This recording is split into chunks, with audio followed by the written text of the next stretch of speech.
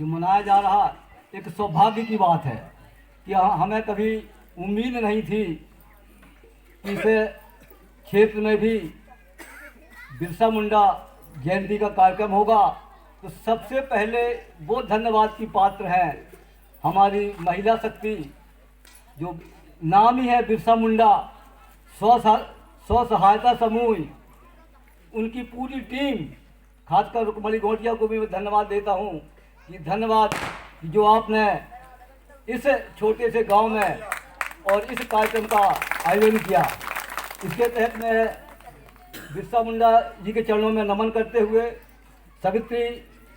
माता सावित्री देवी के चरणों में नमन करते हुए और हमको संपूर्ण अधिकार जो आज हम बोल रहे हैं वो सब कुछ अधिकार देने वाले डॉक्टर भीमराव चरणों में नमन करते हुए और आज मंचासीन इस बहुलीबद्ध अजाक्स अध्यक्ष अरविंद झारिया जी और आज की जो अध्यक्षता कर रहे हैं रामलाल कोल जी, बैसाखू लाल जी और नाजी अध्यक्ष भाई अनिल दीवान जी, चम्मू लाल जी और मुख्य अतिथि नारी शक्ति श्रीमती बबीता घोटिया जी, गोपाल कोल जी और हमारे सीहोर से आए पूरी टीम।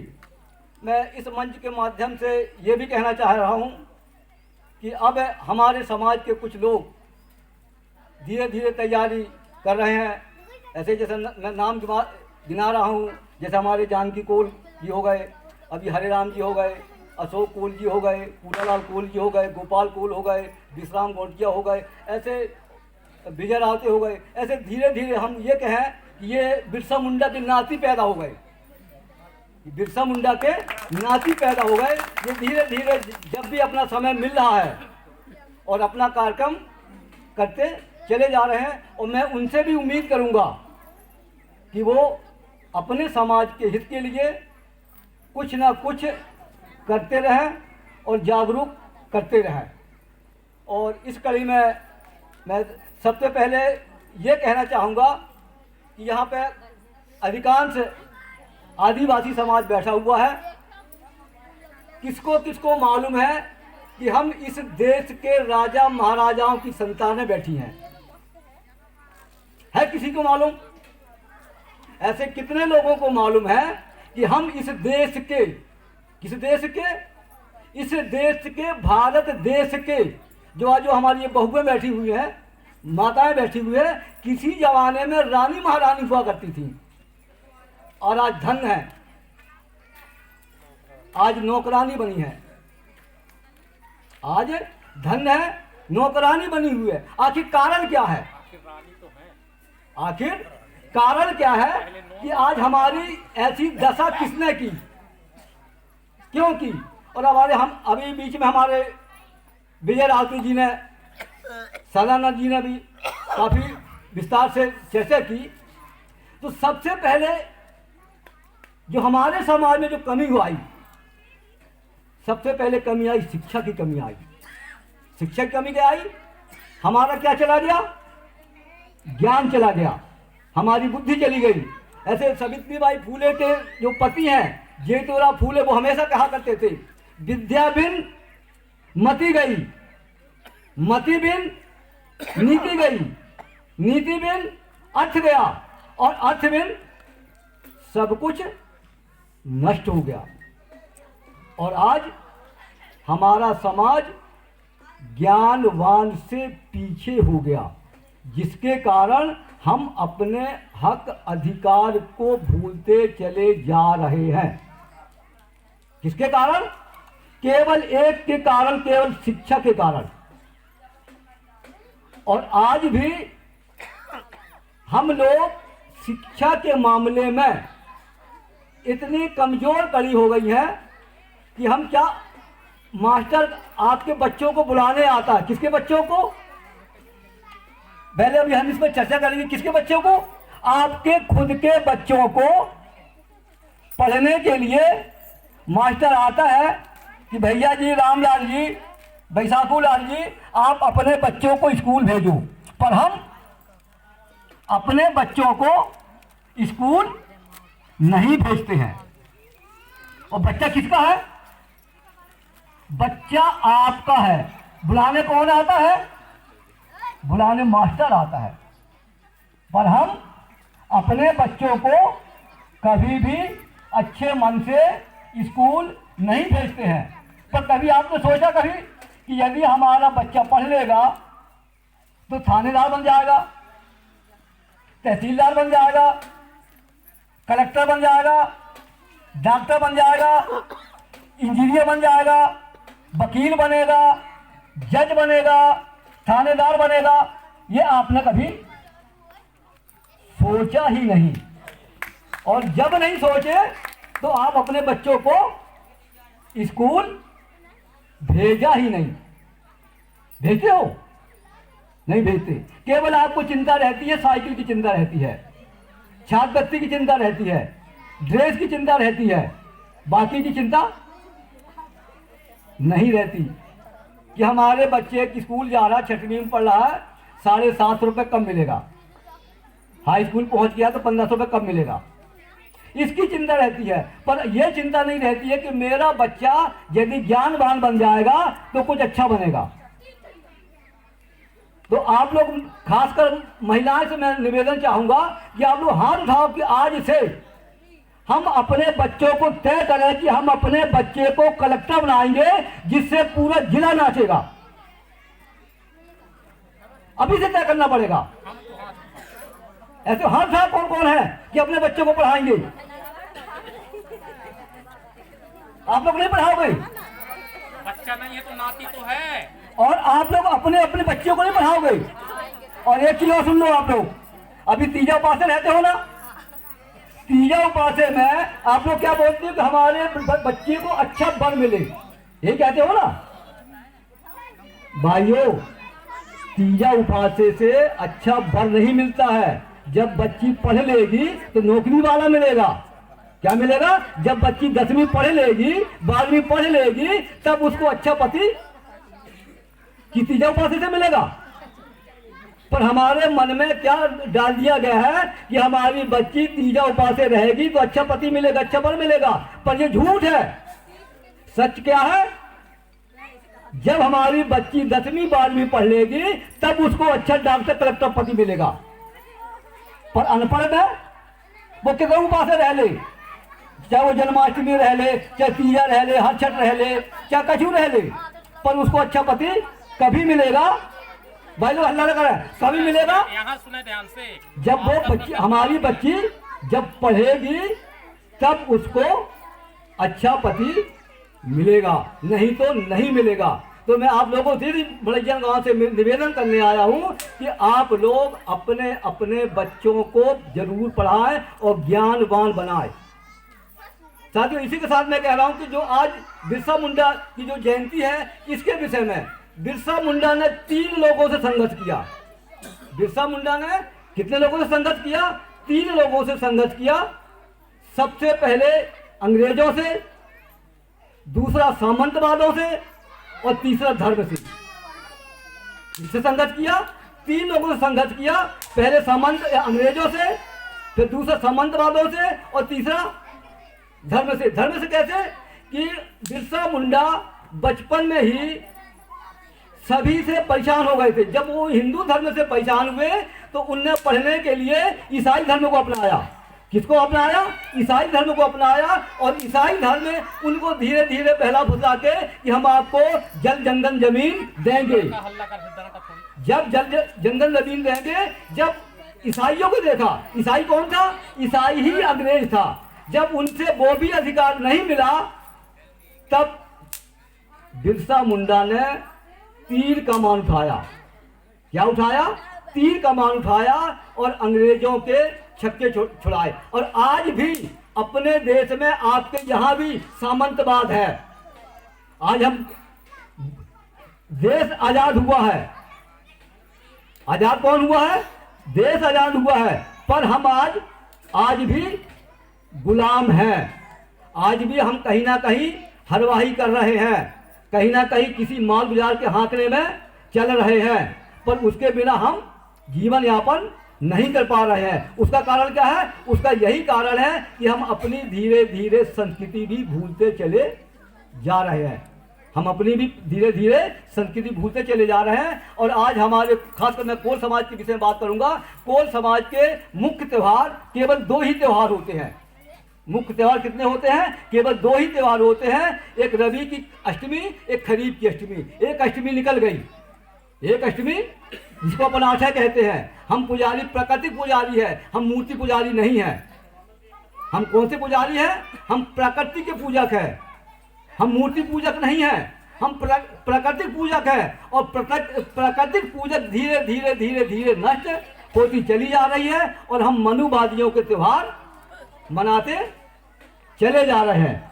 और जब तक हम अपनी फिर से प्राकृतिक, जैसे हमारे पेड़ पौधे, नदी, तालाब, ये प्राकृतिक पूजा, हम इनके संरक्षण हैं।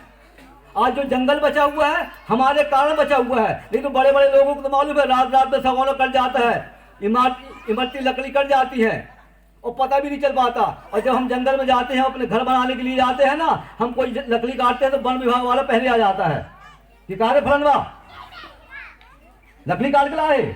और उनके जो बड़े बड़े माल गुजार है, बड़े बड़े जो धन्ना सेठ है, ट्रक के ट्रक लकड़ी कट के चली जाती है, पर उनको कोई बोलने वाला नहीं है। जब बोलने वाला नहीं है तो मैं आप लोगों से भी ये भी निवेदन करूंगा कि आप लोग आज से संगठन रहे। अभी हमको मालूम है कि ये मोहल्ले में 4 टोला होंगे, 4 पाली होंगे। कितने पाली होंगे? 4 पाली होंगे। और सबसे पहले जितने भी माने एक बाप की 2 संतान है या 3 संतान है, भाई लोग हैं, तो मैं उनसे चाहूंगा कि भाई भाई लोग इकट्ठा रहना सीखें।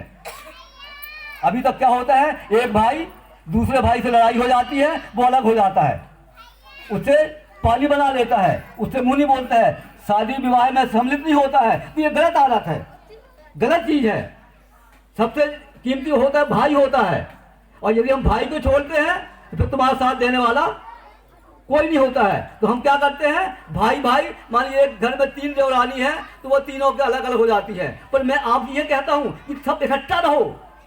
और जिस दिन हम एक घर में हमारे 2 भाई हैं वो इकट्ठा हो गए, फिर एक घर में 2 भाई हैं वो इकट्ठा हो गए, फिर 2 भाई वो इकट्ठा हो गए, ऐसे करते करते हम पूरा मोहल्ला इकट्ठा हो जाएंगे। फिर आपसे कोई भी जीतने वाला नहीं है। पर अभी हम क्या है, पर अभी हम छोटी छोटी बातों चीजों में, छोटी छोटी लड़ाइयों में, और लड़ाई उनसे करो, उनको मारो जो आपको मजदूरी कम देता है, जो आपके साथ में शोषण करता है। आपके माने 6 घंटे होते हैं, 8 घंटे काम करवाता है, उनसे नहीं लड़ोगे। किससे लड़ोगे? भाई से जरूर लड़ोगे। पर जो हमारे साथ में अन्याय अत्याचार कर रहा है, हम उससे नहीं लड़ेंगे, हम उसके पांव पड़ेंगे। उसके क्या करेंगे? हम पांव पड़ेंगे। और तो एक चीज, और उनके सामने हमारी स्थिति कैसी होती है?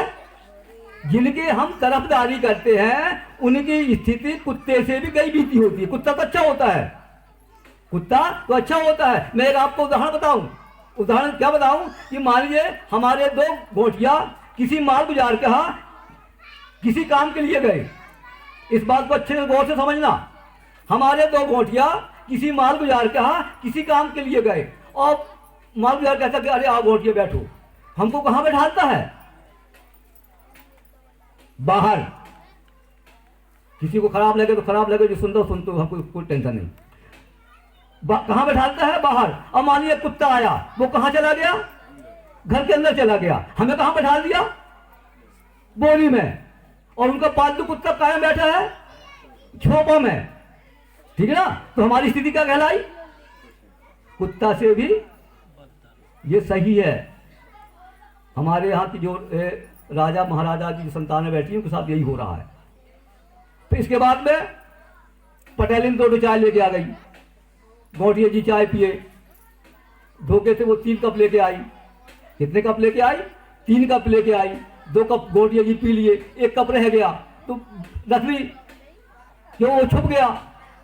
यही हुआ ना, छुप गया तो बाहर रख दी। वहीं से घूमते घामते कुत्ता आया, उस जो रखा था उसको कुत्ता पी गया। और 2 कप कौन धोएगा? गौटिया जी धोएंगे। क्यों गौटिया जी? अपना चाय भी धोगे ना। और तीसरा कप कौन धोएगा? जो किसको कुत्ता पिया है। सही है ना? वही पटेलिन धोई। कौन धोएगी? पटेलिन। और तुम्हारा कब? तुम खुद धोगे तो तुम्हारी क्या स्थिति कहलाई? ऐसा चाय ना पिया गोटिया जी, स्वाभिमान जगावा। धिक्कार दो कि हमको नहीं चाय पीनी है आपकी। ऐसे घर में भी जाना बंद कर दो। एक ही बार बोल रहे कि आप लोग काम नहीं करोगे ना तो नुकसान आपका होगा, गलत है। जिस दिन संदर्भ मना लोगे ना, जैसे अभी कटाई चल रही है, 2 दिन भूखे रह लो, 2 दिन नहीं जाओ, उनकी चौपट हो जाएगी, पूरी खेती चौपट हो जाएगी। जो पूरा देश पल रहा है हमारे बल से पल रहा है। यदि हम काम करना बंद कर रहे हैं तो ये लोग भूखे मरेंगे। तो हम क्या उल्टा सोचते हैं? हम उल्टा सोचते कि हम भूखों मरेंगे। हम क्या सोचते हैं कि हम काम में नहीं जाएंगे तो हम भूखों मरेंगे, पर ऐसा नहीं है। उनकी 20 एकड़ की फसल चौपट हो जाएगी तो भूखों कौन मरेगा? तो हम पर कौन सी फसल है 20 एकड़ है? 2 ही दिन मजदूरी ना चाहिए ना।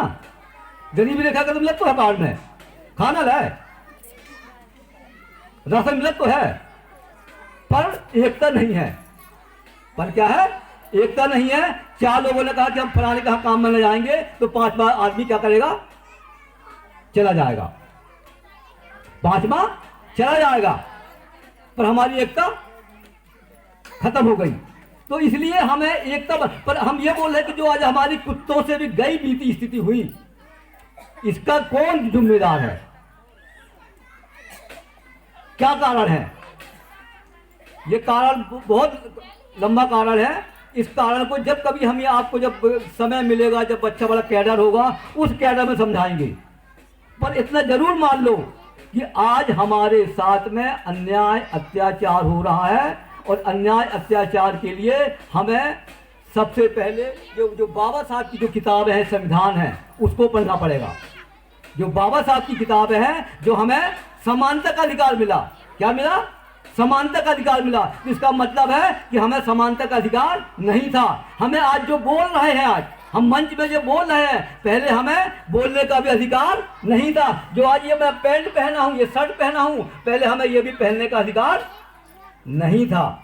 ये भी हमें पहनने का अधिकार नहीं था। तो ये हमें जो कुछ भी अधिकार मिला केवल डॉक्टर भीमराव अंबेडकर के कारण और बिरसा मुंडा के सहयोग के कारण, सावित्रीबाई के संघर्ष के कारण, और ऐसे ढेर सारे महापुरुष हैं उनके संघर्ष के कारण, जयपाल मुंडा के कारण, इन सब महापुरुषों के संघर्ष के कारण आज जो हमें मिल रहा है, और आज धीरे धीरे धीरे वो भी खत्म होते चला जा रहा है। वो हम लोग को मालूम है, आप लोग को नहीं मालूम है। आप लोग, क्योंकि आप लोग को कोई टेंशन नहीं है। आप लोगों को कोई टेंशन नहीं है कि चाहे केवल मजदूरी है, मजदूरी मिली तो ठीक है, नहीं मिली तो ठीक है, पानी आए तो ठीक है, बिजली आई तो ठीक है, नहीं आई तो ठीक है, मकान मिले तो ठीक है, नहीं मिले तो ठीक है। तो सर आपको कोई मतलब नहीं है। पर मतलब हम लोगों को है, हम लोगों की कसक है। कसक क्या है कि आज हमारे समाज की स्थिति दिन प्रतिदिन धीरे धीरे खत्म होती जा रही है। सबसे पहले शिक्षा की ओर। शिक्षा की ओर कैसे? आपका लड़का 5वीं की परीक्षा नहीं दिया, 8वीं की परीक्षा नहीं दिया, आपका लड़का पास हो गया, ये हुआ ना। पर उसमें कंपटीशन जब वो 9वीं में गया, तो 9वीं में फेल हो गया।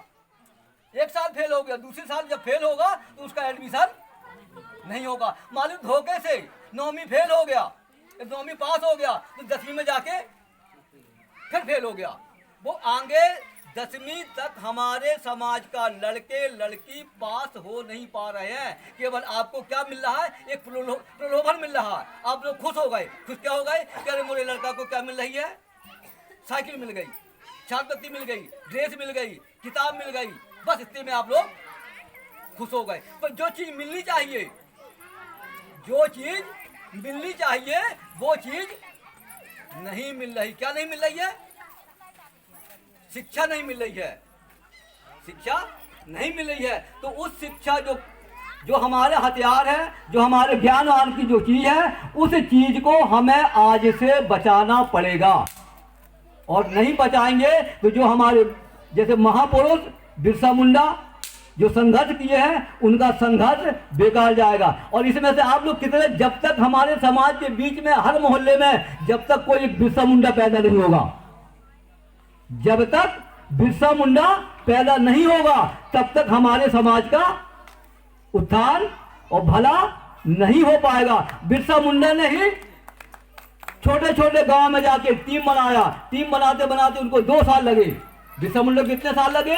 टीम बनाते बनाते में। जैसे आज हमारे यहाँ धन्य हो, हमारे यहाँ सुदर्शन गोटिया जी ने यहाँ पे आए, हम लोगों को लेके आए, उनका भी मैं तहे दिल से आभारी हूँ कि कम से कम इस कार्यक्रम को यहाँ पे कराया। तो हमें जो लड़के जो आप लोग बैठे हो, आप लोग बैठे हो, आप लोग अपने हक अधिकार को समझो पहले कि हम कौन हैं, हम कहाँ के हैं, हम क्या हैं, ये हमें नहीं मालूम है। हमें बिरसा मुंडा बनना पड़ेगा। जब तक हम बिरसा मुंडा नहीं बनेंगे, प्रत्येक गांव में एक बिरसा मुंडा को पैदा करना पड़ेगा। और जब तक बिरसा मुंडा को हम पैदा नहीं करेंगे, तब तक हमसे कोई डरने वाला नहीं है। और हम बता रहे ना, हम इस देश की मूल निवासी, और आज हम क्या है, रास्ते रास्ते में मजदूरी कर रहे हैं, यहाँ वहाँ भटक रहे हैं, हमें कोई पूछने वाला नहीं है, न अस्पताल है, न बिजली है, न कुछ है। और धीरे धीरे और आज हम जो हमारा पूरा जल जंगल जमीन है, और हम कहते हैं कि भैया सरकार हमें 30 बाई 30 का पट्टा दे दे। जगह हमारी, जंगल हमारा, जमीन हमारी, तो इसके बाद हम क्या कहते हैं, 30 बाई 30 का पट्टा दे दो। माना हमारी धरती, और पट्टा कौन मांग रहा? हम पट्टा मांग रहे हैं। जमीन हमारी और पट्टा कौन मांग रहा है? हम मांग रहे हैं। और आप लोग यहाँ कितना कहीं कहीं जमीन में कब्जा किए हो नहीं किए हो? सरकारी जगह पड़ी हुई है, कब कब्जा करोगे?